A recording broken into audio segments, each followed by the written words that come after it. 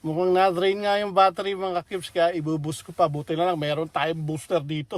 Kung di, yari tayo. Kaya natin, ulitin ko muna kung kakayanin.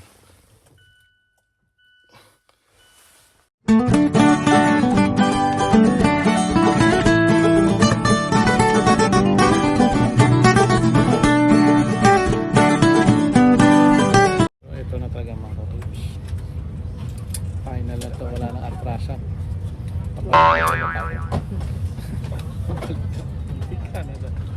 Anyway, so kita-kits na tayo, update na lang tayo, time check tayo, anong oras na? Time check natin 8 o'clock, so darating tayo doon alas 10 ng gabi, Friday. Yan, so kita-kits na. Few moments later. Ito na, balik diretso na tayo, so ganyan talaga.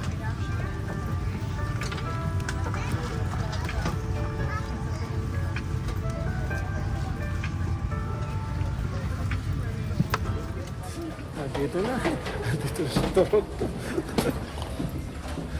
Pero naman tayong 3 araw na pahinga mga ka-cubes.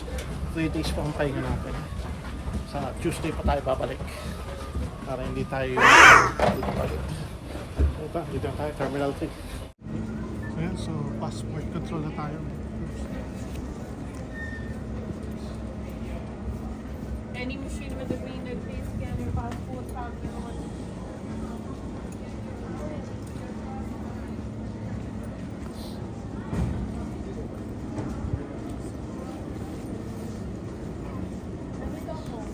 Ayan. Okay.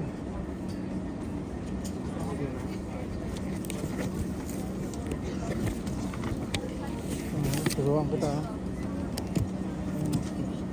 English speaking Canadian citizens.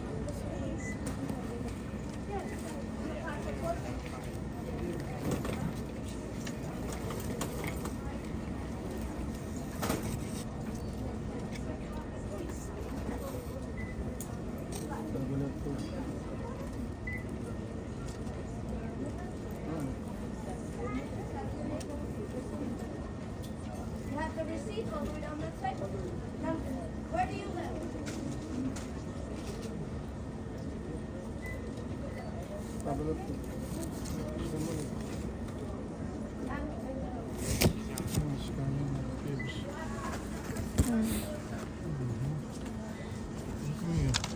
Let me continue. Yes, yes. Few moments later. Yun mga ka-kips, eto. Andito na tayo sa bahay. So, bakit na tayo sa apartment? Hinatid lang tayo ng kakilala natin. Ay, ng katrabaho namin. Si Romy. So, yan. So, ayan na. Grado ko nang pupuntahan ito si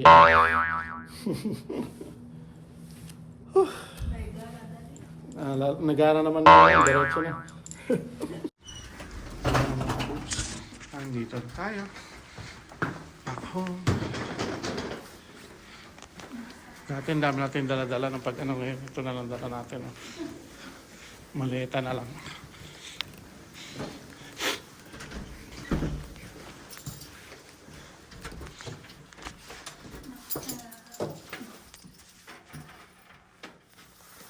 Ayan. Wala nang ilaw, wala nang battery.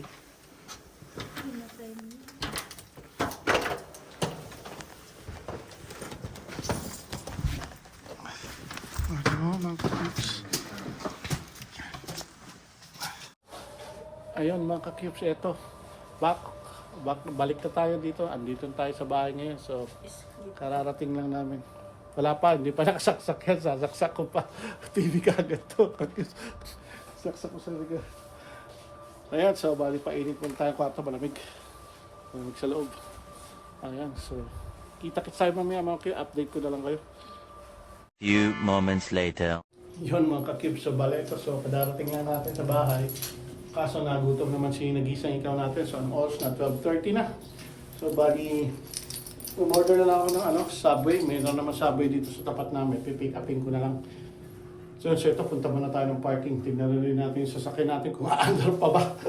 Sana hindi na-drain yung battery niya. So So, yan. So, ito, nasa parking level na tayo. So, 3 weeks din natin gatong sasakyan natin. Hopefully, mag-start siya. Yung problema, pag hindi na-start, tapos mag-book pa naman. Hindi, ibubus natin ito. Ayan.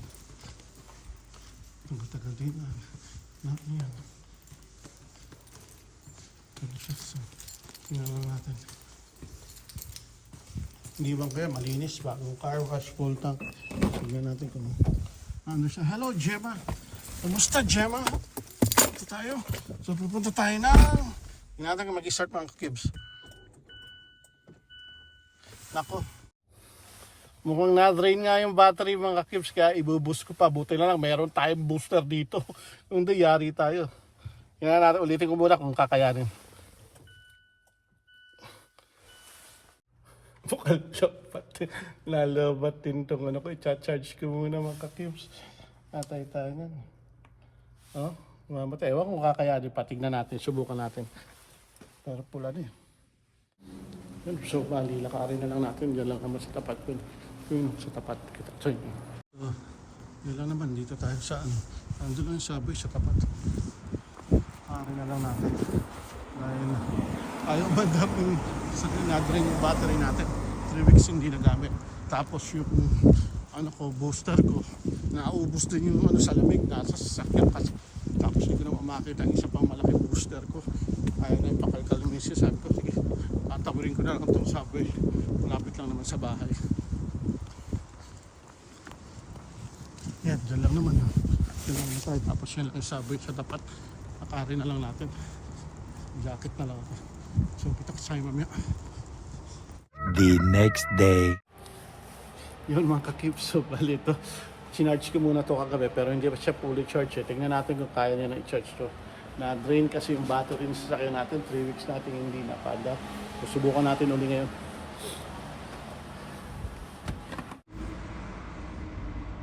So, yan. So, bali ano natin yung loco charger natin. First time natin magagamit to. So, pinatay ko muna yung ilaw. So, yan. So, hopefully mag-charge siya. So, titignan nyo naman. So, fully charged naman siya. So, tignan natin. So, alay natin muna ito.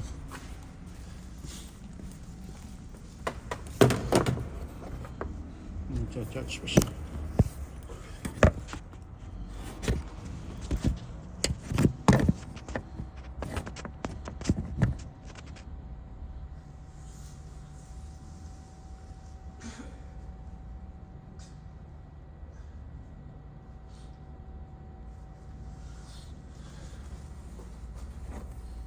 Muna natin ito.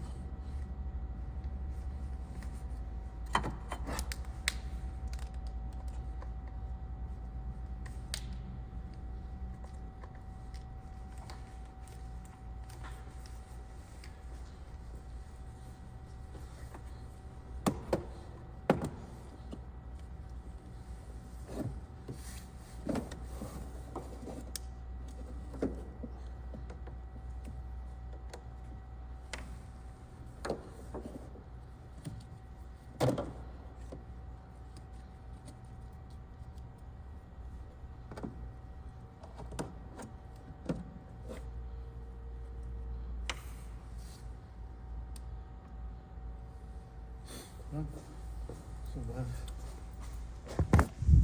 bala ko nakikita nyo. Ano siya, so hopefully mag-charge siya. Tingnan natin. Tingnan natin yun.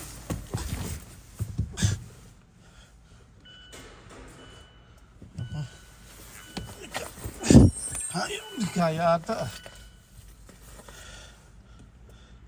Hindi kaya ng charger ko. Hindi pa kasi fully charged yun eh.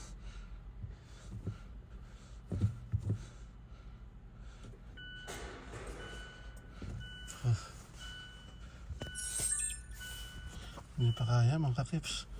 Hintayin natin. Dead battery talaga.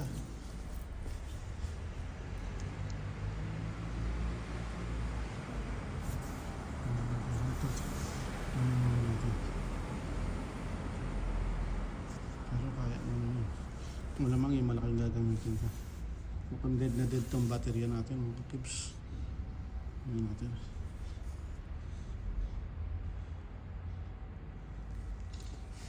Matagal mga ilang minuto pa. Tingnan natin.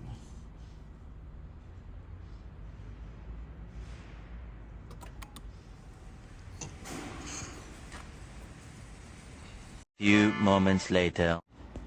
So yun, so dinala ko na to pero hindi rin fully charged to. Pero 100% naman siya. Yung isa kasi hindi ko pa na-charge yun. Tagal mag-charge. So ito susubukan natin to. 100% naman to. So hopefully kayanin siya. Yung hindi, tatawag tayo si AA. May si AA naman tayo. Yan, charge.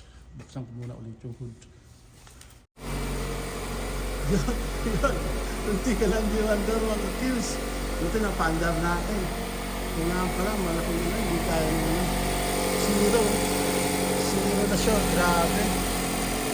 Kaya mga kapils. Patayin muna natin ito. Patayin natin yan. So, grabe. For the first time in 3 weeks, buti na lang napaandar natin.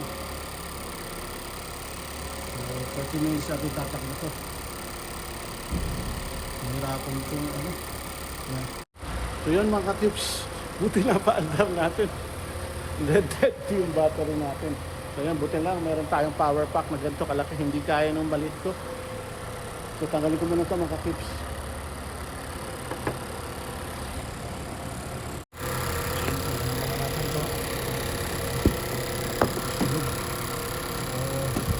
Kaya muna natin siya umandar dyan sa gate. Tapos 30 minutes tatakbo natin sa highway to bago fully charge siya. Tapos i-charge na rin natin to, charge na rin natin yung isa. Tingnan natin kung magkakatay siya. Hopefully hindi yung alternator ng problema. Ayan. So yan, kung makikita nyo, ganito na naman ang ating view. Di tulad ng mga nakaraang ano natin, kung makikita, puro NLEX sa anong nakikita nyo. Pero sa ngayon, ito muna papakita ko sa inyo ulit ngayon. Habang nag-drive around tayo dito sa area namin. So panibagong ano naman, iba na naman ang aray ko, sakit ang likod ko, Benas. Iba na naman yung ating atmosphere. So adjust na naman tayo. So ganyan talaga ang buhay mga ka-tips. So, kailangan natin mag-adjust. So wala ngayon tayong makikita ang mga kamote riders dito. So dahil yun nga, nung nag-drive tayo sa Pilipinas, ayan, insert ko na yan. Yan ang eksenas ng daan sa Pilipinas. So lakasan na lang talaga ng loobang ano dyan. Kung hindi ka sanay sa ganyang mga ano, eh wala, hindi ka makakarating sa paroroonan mo. So yan, so tignan nyo na ako muna mga clips. Dahil kasi pag nagsasalta ako sumasakit yung likod ko, yung tagiliran ko. Ewan ko, ito yung na-twist. Bago tayo malis, na-twist ko to eh. Minamasahe ko sa Bulag, yung dun sa Vibe sa SM. Ano naman siya, okay naman siya. Pero ngayon sumakit na naman siya ngayon dahil nga nag-travel tayo. So yan.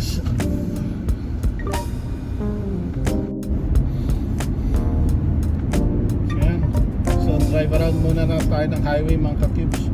So medyo nag-snow na. So ngayon kalaban naman natin lamig. Napakainit nung nasa Pilipinas tayo. Positive 30. Ngayon dito na minus 1 naman tayo ngayon sa labas.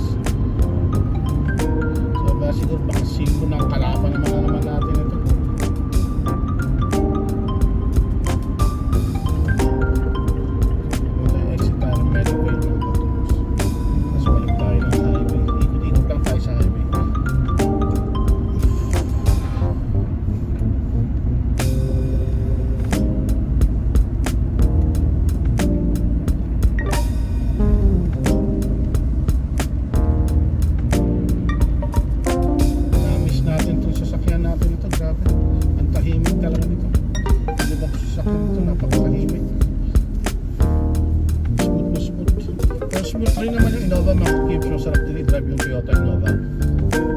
Pero iba pa rin, iba yung steering nito.